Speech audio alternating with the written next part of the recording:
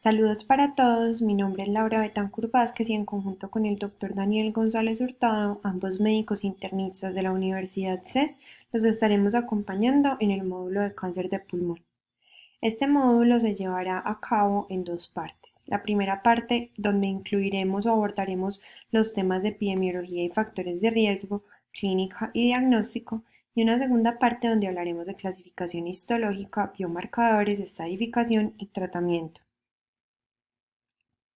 De manera general, la epidemiología y factores de riesgo, tenemos que iniciar diciendo que el cáncer de pulmón es la primera causa de muerte por malignidad en el mundo y por eso es muy importante que todos los médicos estemos preparados para abordarlo. Su incidencia y mortalidad van en aumento debido al aumento del tabaquismo. Tenemos unos datos de Globocan del 2018 que nos hablan de que durante este año hubo un poco más de 2 millones de casos nuevos, correspondiendo al 11,6% del total de los casos de cáncer, y más o menos 1.761.000 muertes, correspondiendo al 18,4% del total de muertes por cáncer.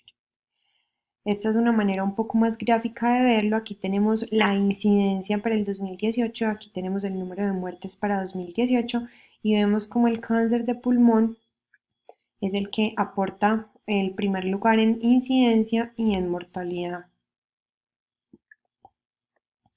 En cuanto a los factores de riesgo, entonces vemos cómo el tabaquismo es el factor de riesgo más potente con un riesgo relativo de 20. Haber fumado antes tiene un riesgo relativo también alto, aunque menor que estar fumando actualmente.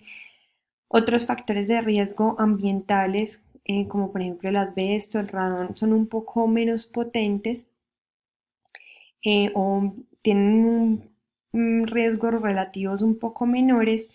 Y en cuanto a las comorbilidades, entonces tenemos que el virus de la inmunodeficiencia humana, la fibrosis pulmonar idiopática y la enfermedad pulmonar obstructiva crónica parecen comportarse como factores de riesgo. En cuanto al tabaco, entonces sabemos que es el principal factor de riesgo y será la causa del 80 al 90% de todos los cánceres de pulmón. El riesgo será 20 veces mayor si tenemos un índice tabáquico mayor de 40 y continuar fumando aumenta el riesgo de un segundo primario, las complicaciones del tratamiento y una menor sobrevida. En cuanto a la exposición pasiva al tabaco, sabemos que es un factor de riesgo especialmente si se inicia desde una edad temprana y si es una exposición más o menos continua. Miren cómo igual el riesgo relativo de la exposición pasiva al tabaco es muchísimo menor que a fumar actualmente o tener el antecedente de haber fumado, pero no es despreciable este riesgo relativo porque es significativo. En cuanto a la clínica, entonces la mayoría de los pacientes serán sintomáticos al momento del diagnóstico porque lastimosamente todos o casi todos o la mayoría llegan en estadios avanzados.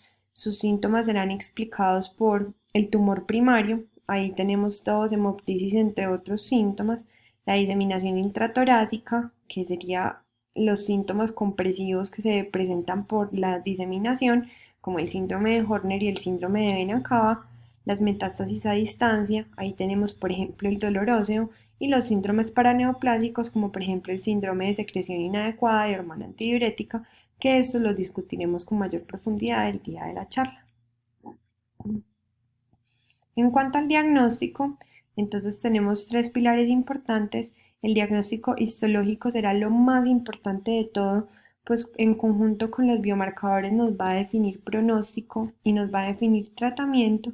Tenemos que hacer también dentro de la estrategia diagnóstica toda la parte de estadificación y de manera paralela siempre debe hacerse una evaluación funcional del paciente.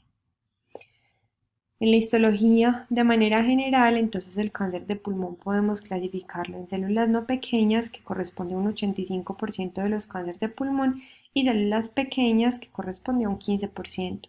El de células no pequeñas, a su vez, se puede clasificar en un 30%, que son los escamosos, y un 70%, que son los no escamosos. El resto de la clasificación la abordaremos el día de las conferencias. La estadificación pues la hacemos con el TNM, en realidad esto uno no se lo aprende, sino que simplemente con el uso va ganando un poco de agilidad haciendo la estadificación, pero esto es algo que se puede buscar, ese día lo discutiremos. Y en cuanto al tratamiento, entonces hay unas pautas generales que las profundizaremos obviamente en la charla, eh, pero lo que quiero que quede claro en esta gráfica o en esta tabla es que el tratamiento dependerá del estadio del paciente. Aquí tenemos el TNM. La estrategia quirúrgica la vamos a considerar hasta el estadio 2A o B, y en los otros estadios tenemos alternativas que ofrecerle al paciente desde la quimioterapia y la quimiorradiación.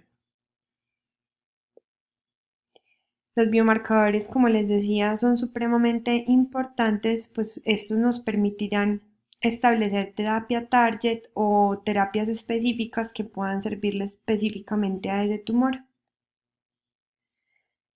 Bueno, espero que con este video se animen a participar y aprovechar mucho este módulo de cáncer de pulmón que desde la Universidad CES hemos preparado con mucho esfuerzo para ustedes. Muchas gracias.